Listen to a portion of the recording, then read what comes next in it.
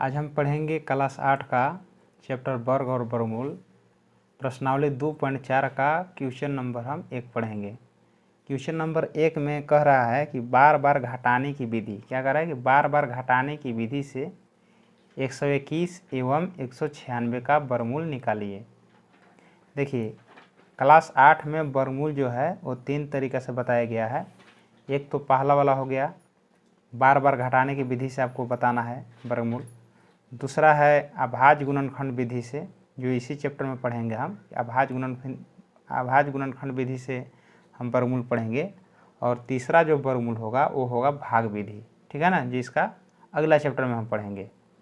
तो चलिए हम इस चैप्टर में जानते हैं बार बार घटाने की विधि से वर्गमूल निकालें, ठीक है ना। देखिए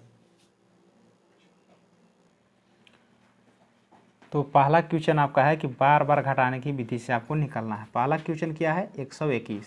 121 को आपको कैसे निकालना है, देखिए सबसे पहले इसमें जान लेते हैं कि इस घटाने की विधि में हम क्या घटाएंगे। देखिए आपको घटाना है कि क्रमागत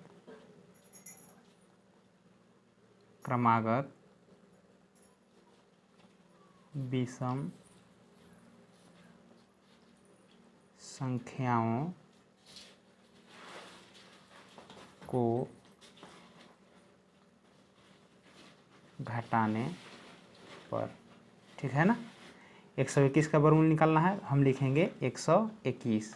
और इसमें जो है आपको क्रमागत विषम संख्या हमेशा घटाना है। क्रमागत का मतलब हो लगातार विषम संख्या, ठीक है ना। जैसे हम 1 के बाद हम 5 नहीं, 10 मतलब 11 नहीं, कहने का मतलब कि लगातार आपको विषम संख्या आपको घटाना है, ठीक है। तो पहला विषम संख्या क्या होता है, 1, ठीक ना। तो पहले हम 1 घटाएंगे, कितना हो जाएगा घटाने के बाद 120। 120 को यहाँ पर रखेंगे।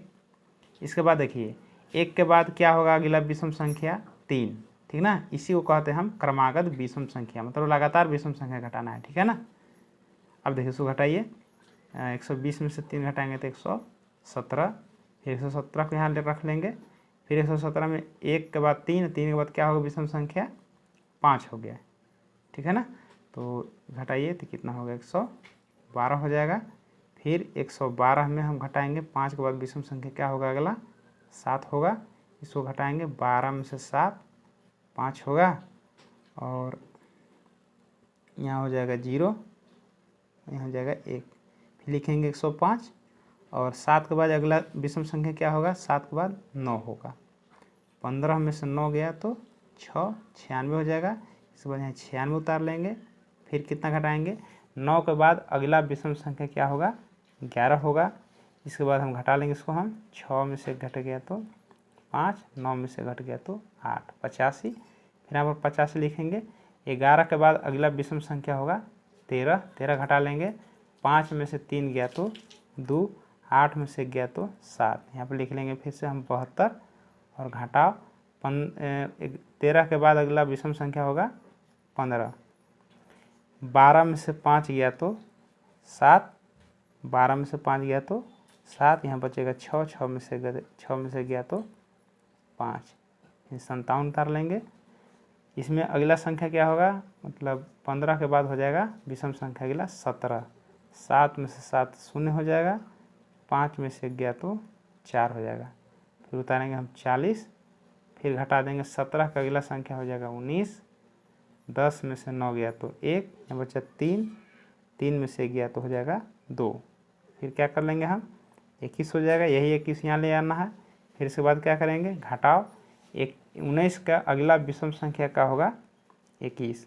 मतलब आपको याद करना है कि विषम संख्या तो घटाना है, लेकिन लगातार विषम संख्या घटाना है, यानी इसी को क्रमागत विषम संख्याओं को हमेशा आपको घटाना है, ठीक है ना। अब क्या है, घटाने के बाद क्या हो जाएगा, 0 हो जाएगा। 21 में से 21 घटाएंगे तो 0। जैसे ही आपको 0 आ जाता है, ठीक है, आपको यहीं पर आपको आंसर आ जाएगा। क्या करना है आपको, देखिए जैसे 0 आ जाएगा हम गिनेंगे इसको, जो कितना बार घटाए, ठीक ना। 1, 2, 3, 4, 5, 6, 7, 8, 8, 9, 10, 11, यानी लिखेंगे यहाँ पर कि घटाने की प्रक्रिया 11 बार, 11 बार हुई। कहाँ तक आपको जैसे 0 आएगा ना उसी आपको लिख लेना है कि घटाने की प्रक्रिया कितनी बार, तो 11 बार हुई ना। तो यहाँ पर लिख लेना कि अतः, ठीक है।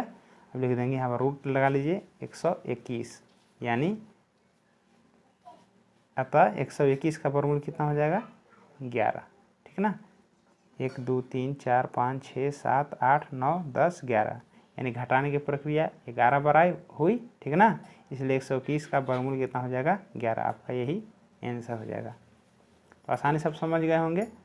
देखिए इसका अगला क्वेश्चन है इसका, देखिए इसका अगला क्वेश्चन है 169। कितना है 169 है। इसको भी आप उसी प्रकार से निकाल सकते हैं। देखिए ये है आपका दूसरा क्वेश्चन 169। उसी प्रकार हम लिखेंगे, क्या लिखेंगे कि क्रमागत विषम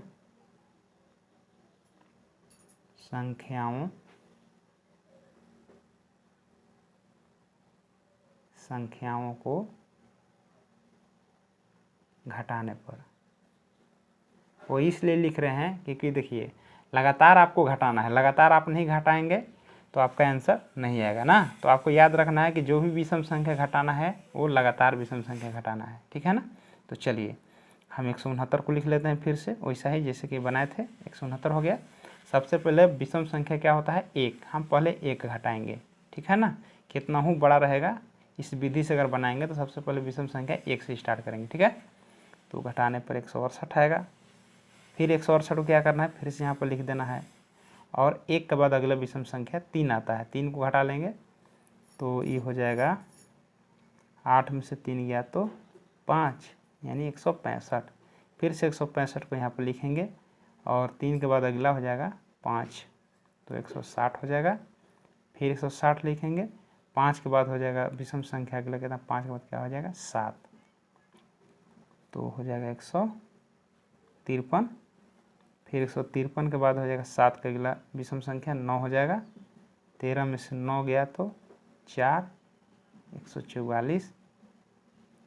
144 में अगला विषम संख्या 11 को घटा लेंगे 133। फिर 133 लिखेंगे, अगला विषम संख्या 13 हो गया, 0 3 में से गया तो 2, 120। 120 में घटाएंगे 17, 13 के बाद हो जाएगा 15, ठीक है ना। तो क्या करेंगे इसको हम घटाएंगे तो हो जाएगा 105। 10 में से 5 5, 1 में से 0, फिर 105 हो जाएगा। फिर 17 को घटा लेंगे, 15 में से 7 गया तो 8 हो जाएगा। 9 में से 1 गया तो 8 हो जाएगा 85, हाँ 88। 15 में से 7 8, या 10 में से 9, 9 में से गया तो 8। इसी प्रकार से 88 में हम घटाएंगे फिर से 19। 18 में से 9 9 हो जाएगा। इसके बाद 7 बचा ना, 7 में से 1 6, फिर 69 हो गया। फिर क्या घटाएंगे अगला विषम संख्या हो जाएगा 21। 9 में से 1 8 हो जाएगा। यहाँ कितना बचेगा 6 में से 2 4 हो जाएगा 48। फिर यहाँ पर 48 लिखेंगे और 21 के बाद क्या हो जाएगा यहाँ पर 23।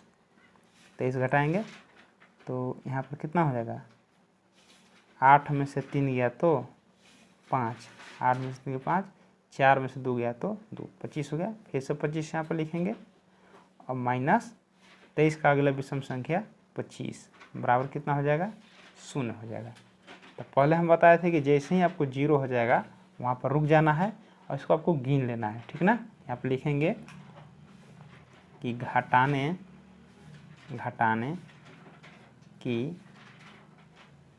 प्रक्रिया कितनी बार आई 1 2 3 4 5 6 7 8 9 10 11 12 13 13